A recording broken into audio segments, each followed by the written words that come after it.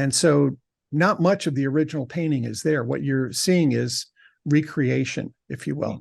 Yeah. And it was an epiphany for me, because it's considered one of the most beautiful pieces of art in the world. If you talk about, well, what are the top 5 pieces of art, that usually comes up as one of them. Right. And I thought at the moment, if Da Vinci could do something that's imperfect, why do I hold myself to this standard and drive people crazy around me by always trying to be perfect? Welcome back to the Own Your Awkward podcast.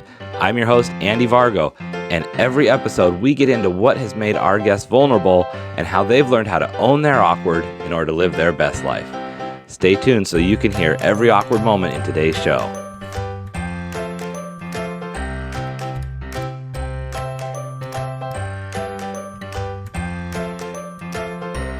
Hey friends, welcome back. We are about to get awkward. It's the Own Your Awkward show, and right now I am super excited to bring you an amazing guy, Jeff Ikler. Jeff hosts a podcast of his own. He does amazing things. You have to read his writing online. Jeff, how are you today? I'm good. Yeah, it's finally a nice day here in New York City. We had wrath of God for about 3 or 4 days. And luckily I live in an area of Queens, New York called Forest Hills, and it's literally a hill. And so we did not suffer the flooding that other areas of New York City did, but the subways got flooded, a hospital got flooded, and transportation was snarled. So, but it's sunny here, and supposed to be 72, 74 today. So it's all good. Things are looking up. And Notre Dame won last night. Well, there you go. Go Irish. All the important things are happening, right? Exactly. Oh, that's funny. I saw a video with the flooding, and it was just, wow, this just looks unreal. Yeah, and it's funny, Andy, because while it was raining here, and again, because we are literally on a hill, all the water was rushing down, so it wasn't collecting anywhere for us. But it was it was very bad for a lot of people. Yeah. Well, I hope everybody recovers well and gets through it. That's not it's interesting when you see things where, we build these cities, right? And we have this civilization, and we think we've covered everything that nature could throw at us, and then you see this just act of Mother Nature just pouring down, whether it's an earthquake or a tornado, and it's like there's no getting around that. Exactly. Well, with all of that going on, and with nature throwing stuff at you and the sunshine coming out, I like to start out asking my guests, what's the most positive thing you see going on in the world? Because we get surrounded by so much negativity. I'd love to hear your take on it, on something good going on right now. Yeah. So what immediately comes to mind is an initiative that Dennis Quetico and Peggy Wilms have underway concerning homelessness. Yeah. And it's very heartfelt. Those are 2 wonderful people, and I'm going to have an opportunity to participate as a podcaster. I love that. Yeah. And Dennis doesn't approach anything in a halfway measure. So it's really, that's a bright spot that, where he's doing something, and what they're doing is giving, they have a big tent, if you will, and they're going to draw a lot of people into it to support the effort. Yeah, that is very Dennis. I was just on a conversation with someone a couple days ago who is a mutual friend with Dennis, and we were talking about something, and it was like, who is this guy? Like, he does so many amazing things, and my comment was, I can't even believe he's human, because he is always going. I could message him anytime, and within an hour he's replying, and it's like, do you sleep? And yeah, right, it's all in a good way, right? Like he's good, heartfelt, and is so generous, and is always finding something like this, like an amazing thing to help the world. Right. He walks the talk. He does. Yeah. It's the kind of person you want to look at, aspire to be, and really think, okay, how do I live that kind of life? How do I be that type of person? Yeah. Yeah. So, Dennis, I know your ears are burning if you're Uh, listening. And that's an amazing project. And there's a book coming out. There's a lot of media around it. That's going to be an exciting thing. yep. Now, are you going to be doing a special series on your podcast, or are you going to be talking to people that are in the book? Do you know the plan for that?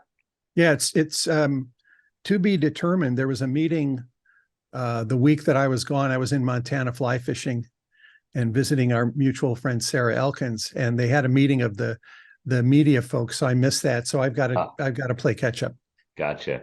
Yeah, that's it's well, I look forward to seeing it. And if you're listening or watching, check it out. We'll throw links in here. If they're not ready when the episode comes out, we'll go back and add them in because that's an amazing project. So Very good. yeah. So and yeah, speaking of another amazing person, Sarah Elkins, she's the reason we know each other. I was just thinking about Sarah a couple days ago because I have met so many people and grown in a good way since I have been connected with her.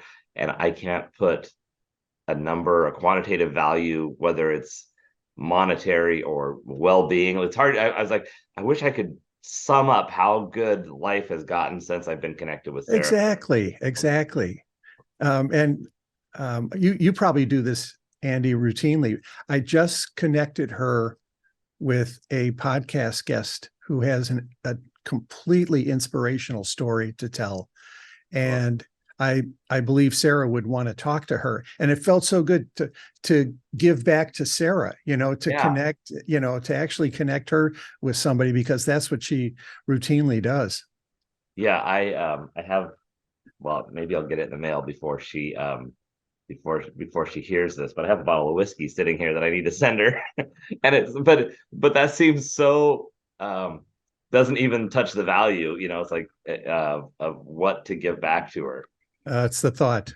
Yeah, fair. Yeah, we trade books a lot. That's how we Oh, send our love. So we trade books. I love that. Yeah, I have a book here that when I was in Montana, she's like, read this.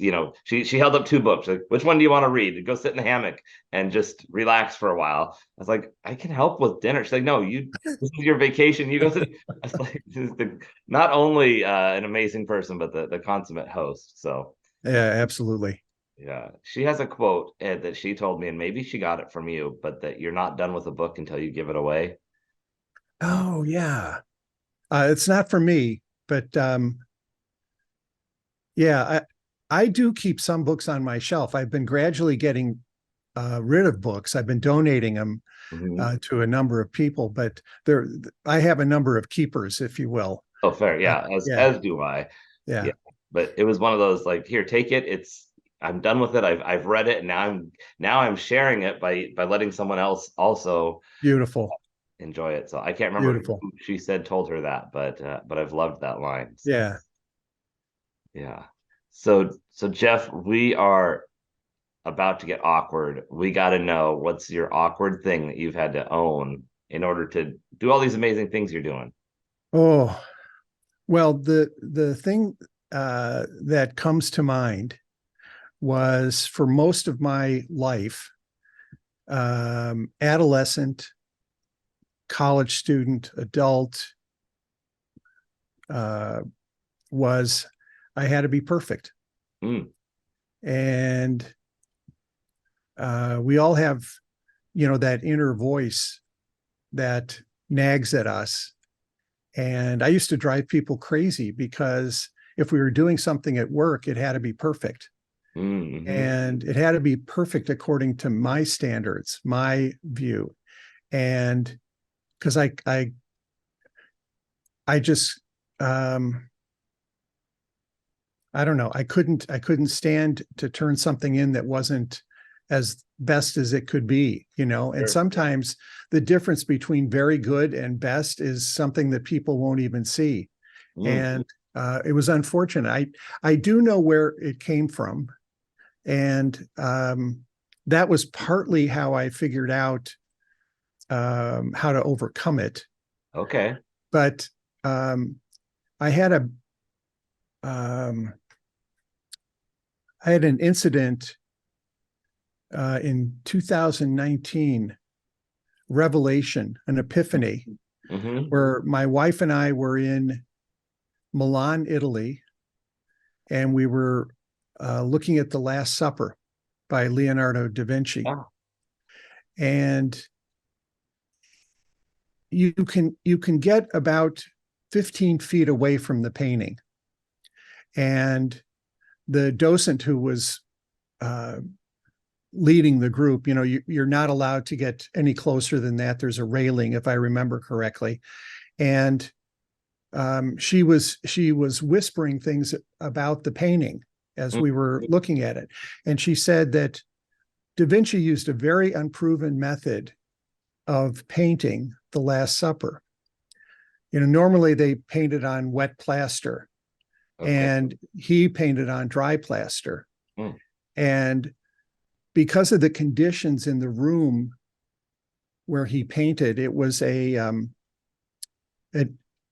I think initially it was an area where priests and monks would have their meals. So it had a certain amount of heat in that room. Then it became a stable, actually, for animals. And it during World War II, it was protected by sandbags, but there was a lot of bombing in that particular area. And what happened almost immediately, this is I'm getting to the point, Andy. I promise not to take a No, whole hour. it's actually intriguing because I'm getting a visual of the whole process. Yeah, you know what the painting looks like, right? Yes. And here's the docent saying, what you're looking at, approximately only 25% of the original painting is still there. Mm. What's Wow. there now is what art conservatories or conservators have put in its place with Okay. the original colors. And what happens over time, she said, is that the paint flaked off because of how he painted it. Oh, really? Yeah. And so not much of the original painting is there. What you're seeing is recreation, if you will. Yeah. And it was an epiphany for me, because it's considered one of the most beautiful pieces of art in the world. If you talk about, well, what are the top 5 pieces of art, that usually comes up as one of them. Right. And I thought at the moment, if Da Vinci could do something that's imperfect, why do I hold myself to this standard and drive people crazy around me by always trying to be perfect? Yeah. And that may sound like, well, why didn't that come to you earlier? It never did. Mhm. I knew where I had picked up the need for perfection, and as I said before, that realization did help me, but it was actually coming to something. It was like, you've heard the expression a V8 moment. You remember Oh, the yes. V8 Yeah. commercials. Kind of create today. Yeah, exactly. You pop Yeah. yourself in that forehead. It was like, well, if he could do something that's imperfect, uh, don't be ridiculous and do your best. I'm not saying Right. don't do your best, but it's like, it's never going to be perfect, and stop driving yourself and others crazy. Yeah. Don't beat yourself up over it. I love that idea, that V8 moment, because there are things, I don't know how many times we've gotten the same advice or seen the same text over and over again, or learned a lesson, technically, quote unquote learned a lesson, or heard the lesson but maybe not learned it, and then something clicks one time where you just see it. And what I love about this is that this is something that you said was in the last 4 or 5 years. This wasn't that Exactly. long ago, and the light bulb clicks on, and yet you've lived life all the way up until now. And not that you haven't been maybe coming to terms with it, but all of a sudden you're like, oh, that's the thing. Like, that's what makes sense. Yeah, exactly. I wrote a piece not too long ago. It's called "Letting Go of the One That Got Away." Mm.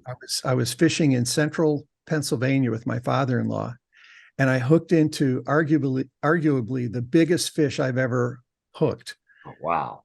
and fought it for maybe 15 minutes or so. It was a huge rainbow, and it kept taking my line downstream, and I didn't follow it, which was a huge mistake, Oh, because the further away it gets from me, the more strain it's putting on the line. And oh, eventually it went, uh-oh.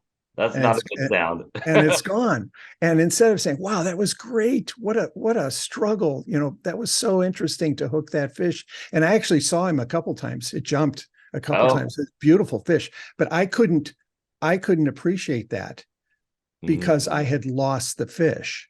Yeah. So you're hung up on the loss. I had lost the fish. It wasn't that the fish had broken off. I Uh, had lost the fish. yeah, there's So that that's separation there. and that's recent, Andy. That was like 5 or 6 years ago. Okay. So Wow. it it stayed with me. So when you had this, well, let me back up. So did you, like you mentioned working with people and you having this standard that was like things have to be perfect and this is what we're aiming for. How did that affect your life, your relationships with others? Well, in two words, not well.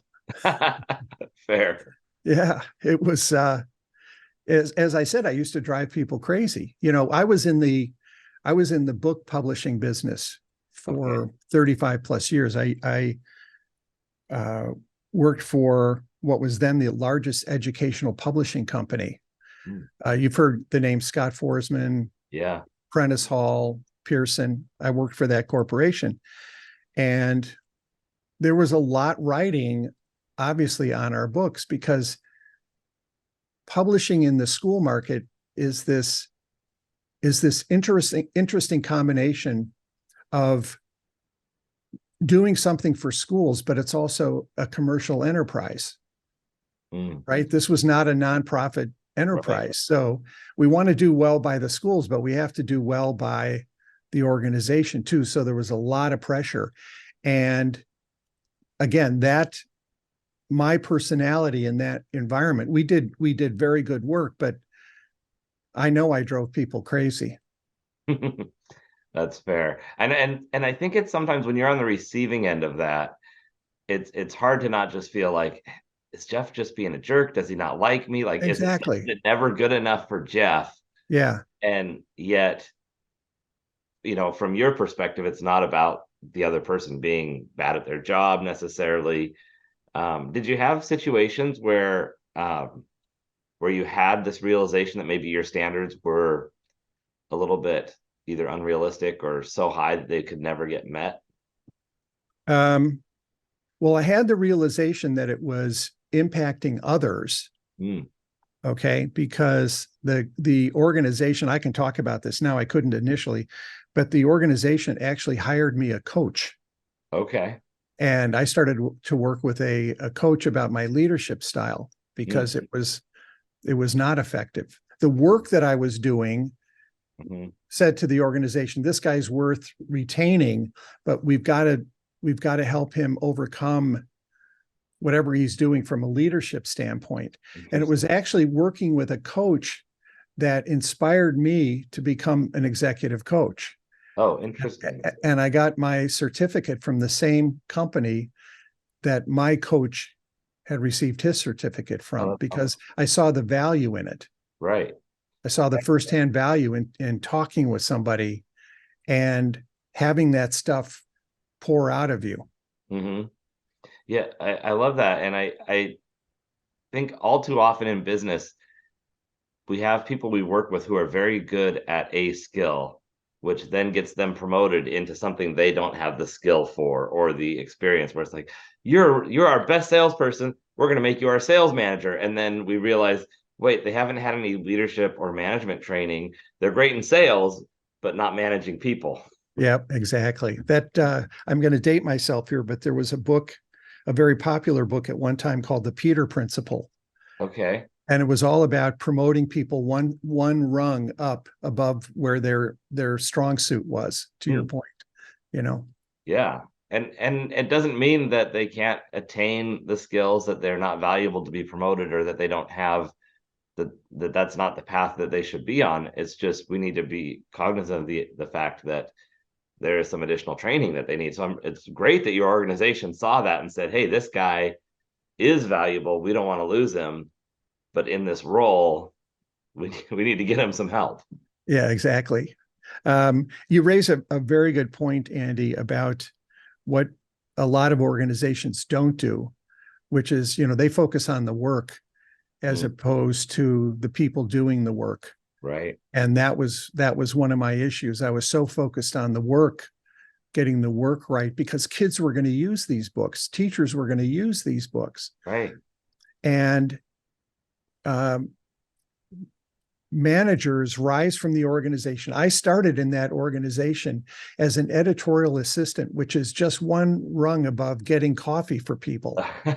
All right. And I had worked my way up to a senior management position. But I had never been trained as a manager, as a people manager. It was always about the work. Yeah. Yeah. And it's easy. It's a natural tendency. I can understand why we look that direction, because that product, the output, that's the identity of the company. And so we think, oh, this has to be the focus. Yet if we don't focus on the people, then we can't really expect that we're putting out the best end result. Exactly. Yeah. Wow. So how has life changed since you had this epiphany? I mean, and feel free to pick any spot, whether it was looking at the Da Vinci painting of the Last Supper, or whether it's earlier on where you said, oh, this is affecting people, I need to do something with it. Well, I feel a lot lighter, I'll tell you that. There's a lot less pressure. I feel much more aware because and I owe this in part to the coaching that I had and the coaching training that I went through, which is all focused on people. It's focused on helping people help themselves. It's not that I'm providing direction in my coaching. I'm helping them find their direction. So that has helped take a huge weight off my shoulders, because ultimately the client is responsible for their growth. All I can do is put questions in front of them that help break through whatever brush, twigs, trees are lying in their way. Right. That's what my coach did for me, or at least started me on that road. I love that. And did you, one thing that I found is that, I preach this message of like, own your awkward and then just be yourself and do the thing.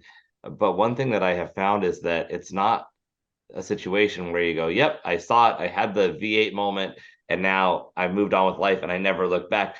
Do you have a tendency sometimes to just see something and go, oh, we've got to get this just perfect, and have to hold back? That's a great question. There are times, I'll give you an example, Andy. There are times when I'm putting together the weekly podcast where I might have missed a thought in the introduction or in the conclusion. Okay. And I will record that thought and then splice it in. Sure. It does feel different to me. Okay. Yeah, because I mean, in a cavalier sense, I could say, oh, it's good enough, Sure. But if it's not helping to make the point that the guest wanted to make, I'll take the time to put it in there. But it's got to be pretty serious for me to do that. 99% of the time, I do the best I can with the introductions, the conclusions, the editing, what have you, and it goes out. But there are times when I'll fix it. And I think anybody would want to do that because it reflects on the guest. Sure. Yeah. And that is one thing I've heard somebody else make this comment either right before or after I was on your show, and I noticed it as well. But that out of any other podcast host, you are the most thorough with researching and preparing for your guest to be on. And now I know why. Because when I hear you talk about this, I can see how this comes through, because it makes a big difference in the quality of work you put out or in the experience for the guest or the listeners. Yeah. I mean, I interview a lot of people who come to the show having written books. And what I try to do is read at least part of the book or read about the book so that I'm informed about their work. And it's also beneficial to me because I don't look at being a podcast host as mechanical, as just I'll throw a bunch of questions out, you answer, and then we're done. What I'm trying to do is also learn from the guest on the show. So yeah, I do a lot of preparation. But the other thing, Andy, is I'm retired. So I have a lot more time than a lot of hosts have because I do this, and I actually have a second podcast that I work with a team on. That one is Cultivating Resilience, a whole community approach to alleviating trauma in schools. And that one requires a lot of background effort because I don't know that topic as well as my team members. I've been brought on the team because of my podcast experience. Oh, gotcha. But I also do some of the interviewing, and I'm not going to go into that cold without doing research on the person. And if they've done a book, if they've written a book, I want to be familiar with it.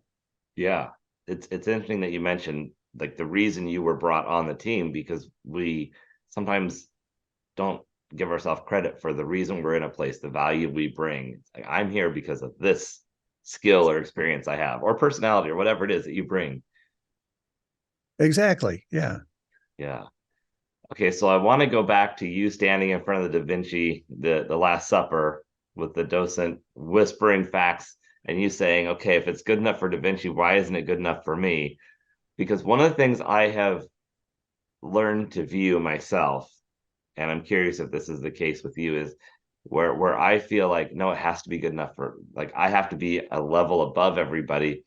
I've come to see that as almost like, well, how important do you think you are, or how special do you think you are that it has to be better than, and not in a be above, but in that search for perfection. That's kind of been my theme this year, has been to not let perfectionism hold me back, and not take action because it's got to be just right. And I had this realization about a month ago where I was working on something for my website, and I didn't want to add this onto it yet because it wasn't perfect. And I thought, Andy, 5 or 10 people are going to see this. Exactly. This is not millions of people seeing this. The impact is not that great if it's not where it is. You can still edit it and fix it. So is there an element for you where it comes, where ego is involved, I guess is what I'm getting at?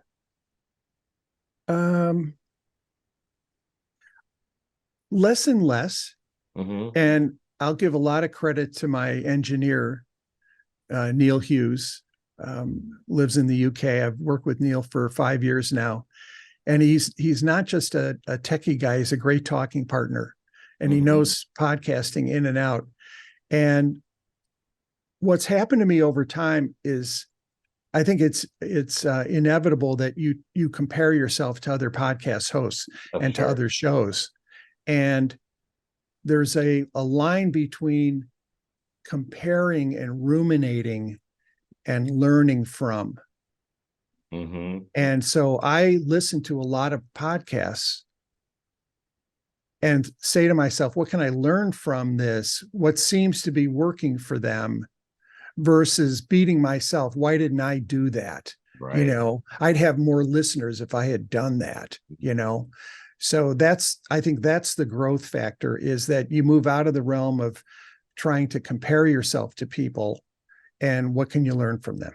No, I love that shift in perspective, because we can, comparing, we always say, don't compare, don't do this, don't do that. But there is value if you see it from the right perspective, where you say, okay, what can I take from this to enhance what I'm doing, to learn from it, to, is there a skill set that I need to learn in order to get to that level? Because that's life. We're always growing, and other people are doing things.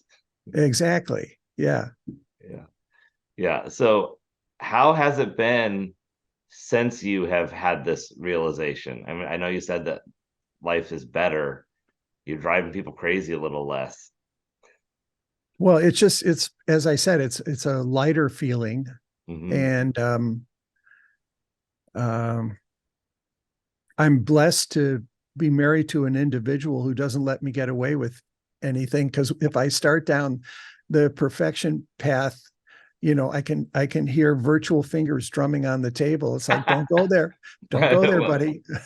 Yeah. Have they seen a difference in you?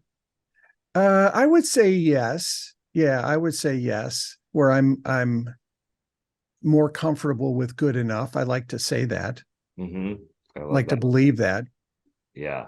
It's interesting being in a relationship when you have this lifelong partner, whether it's a friend or your spouse or whatever level, where, we meet people at a certain place in our life, but we're still on our journey to learn and experience ourselves. And so to have someone stick with you and see all the changes you're going through, where you say, okay, I'm still with you, even though you've changed. Is there something, and I'm getting a little off topic here, but is there something you find at the core of keeping that together?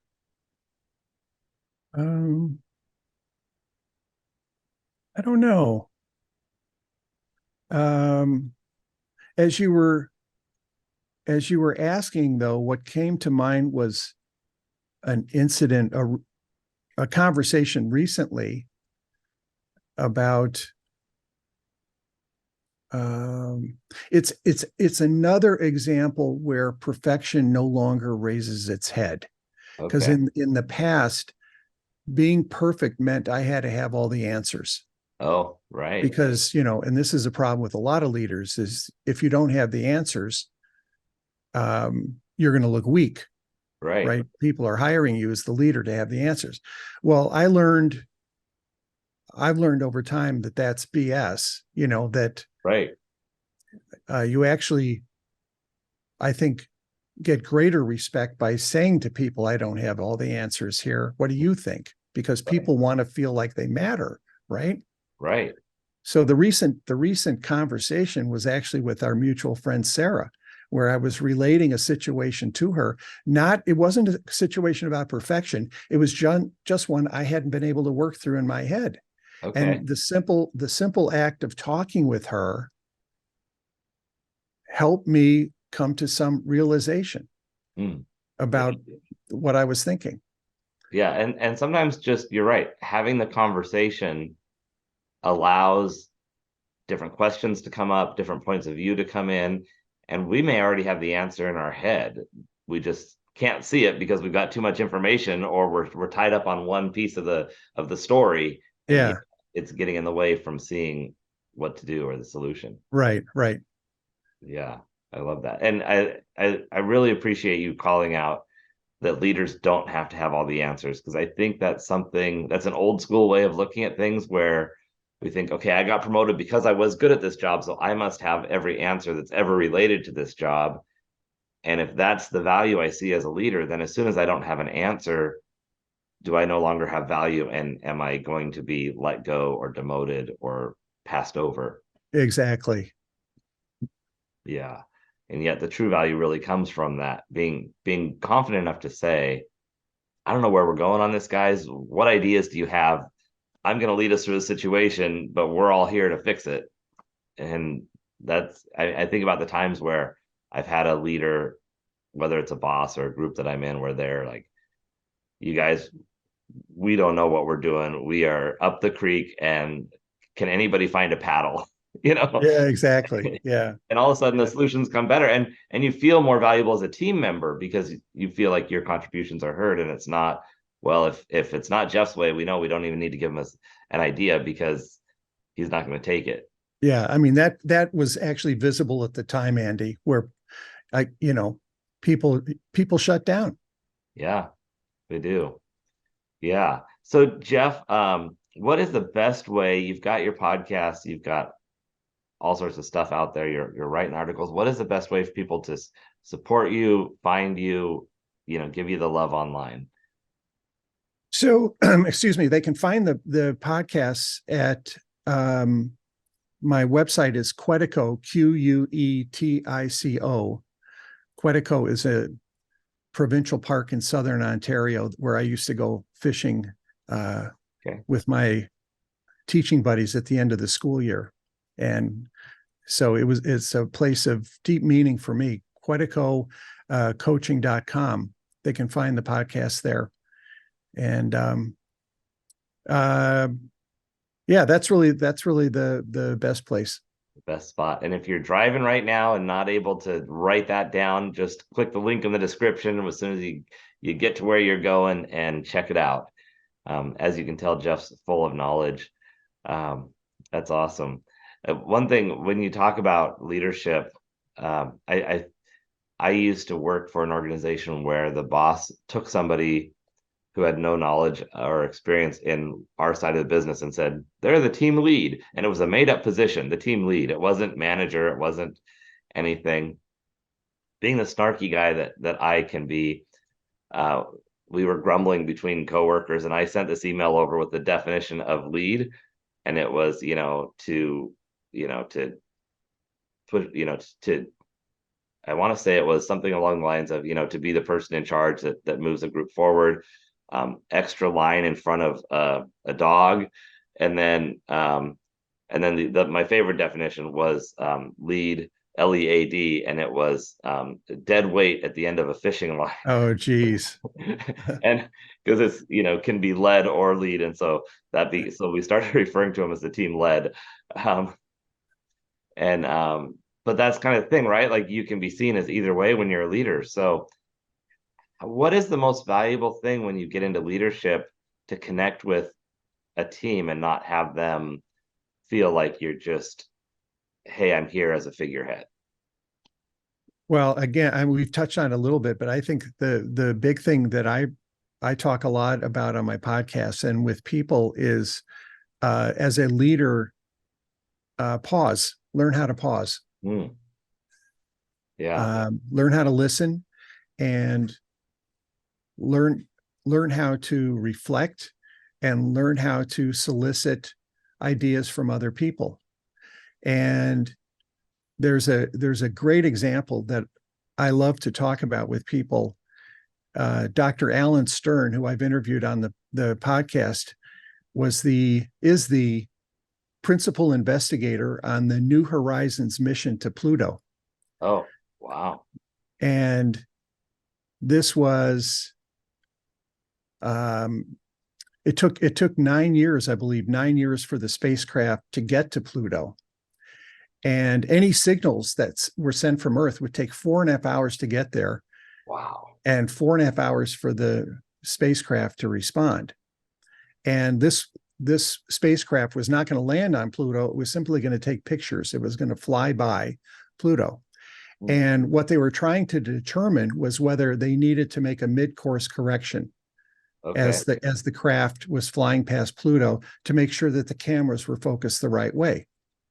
And so he went around the room. He was sitting with all of his engineers, everybody on the team, and he solicited their input about whether we needed to make the correction or not, or were we going to be good enough?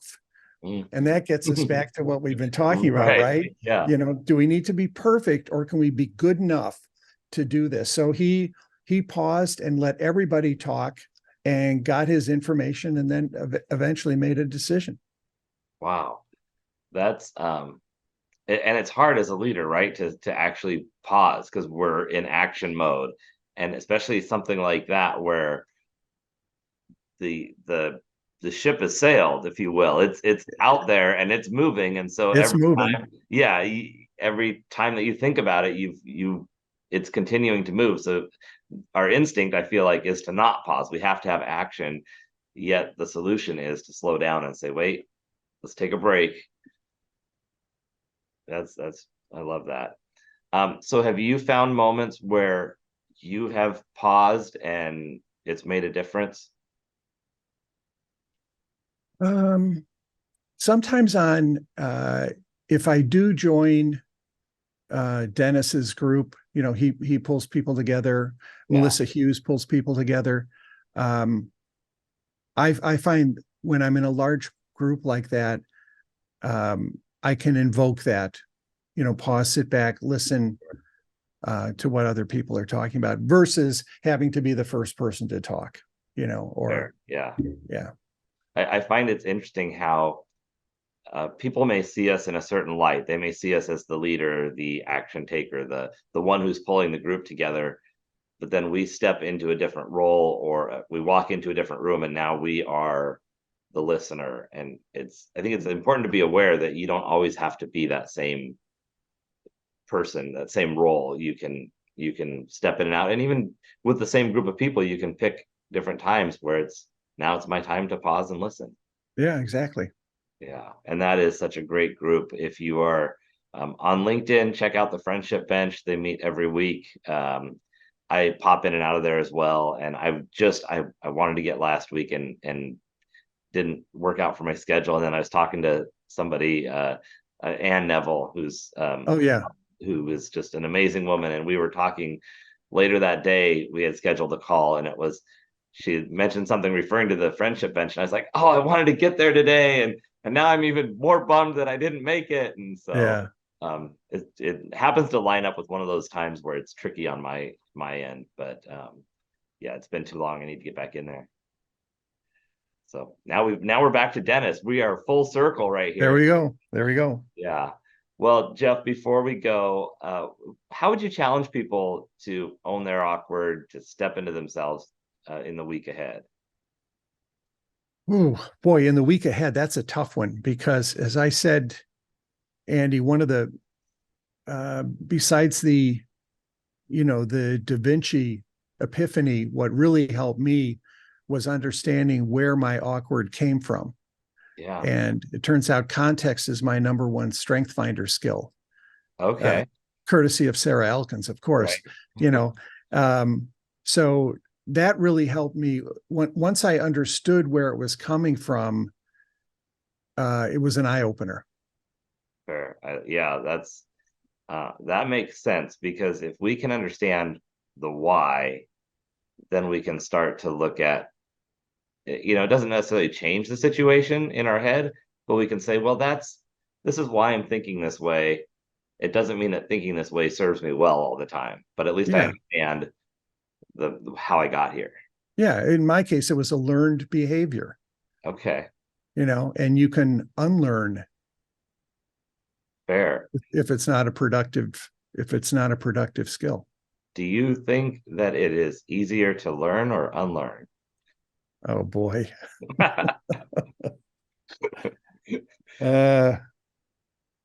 Well, in my case, it took a long time to unlearn.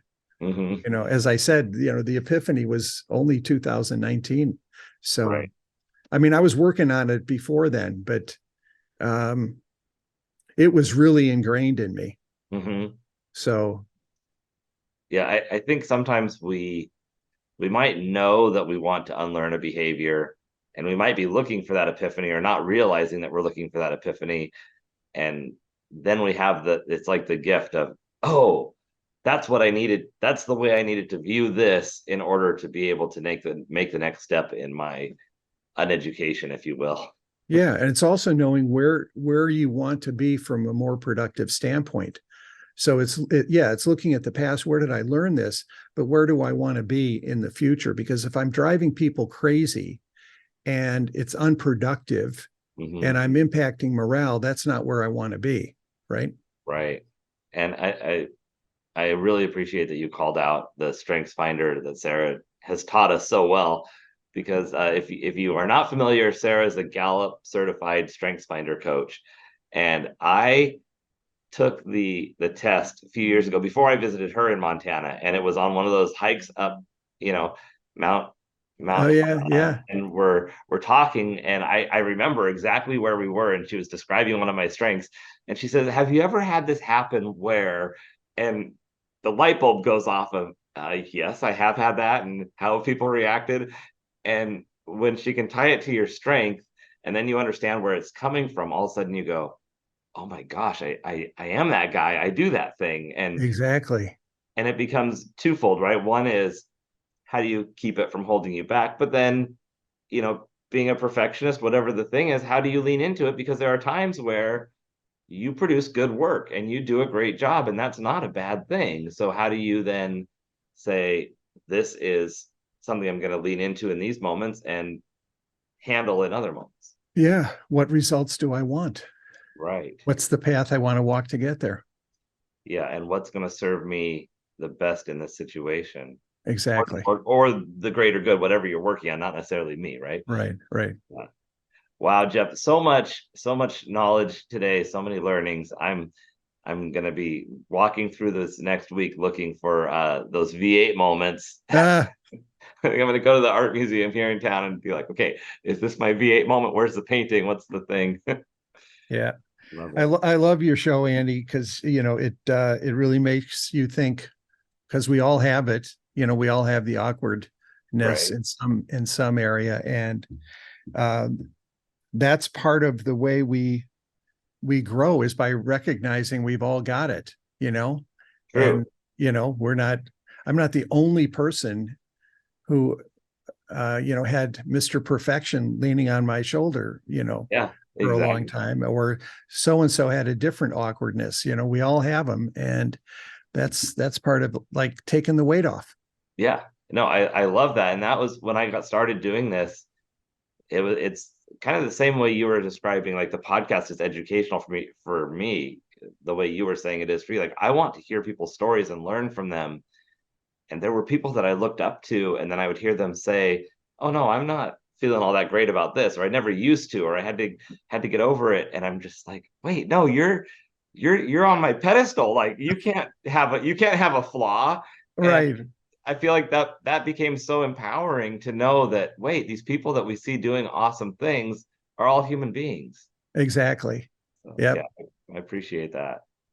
Well, Jeff, thank you so much. It's been a pleasure. We will continue to see you in all the things. And if I make it to New York, I'll definitely look you up for a cup of coffee or a beverage to catch up, try and pull you out of your retirement life for half a Okay. minute. Yeah, my tough retirement life. Right. Thanks for the hour, Andy. And if I can swing Montana for Sarah's no longer virtual meeting, I'll do it, and I'll see you there. We'll see you there.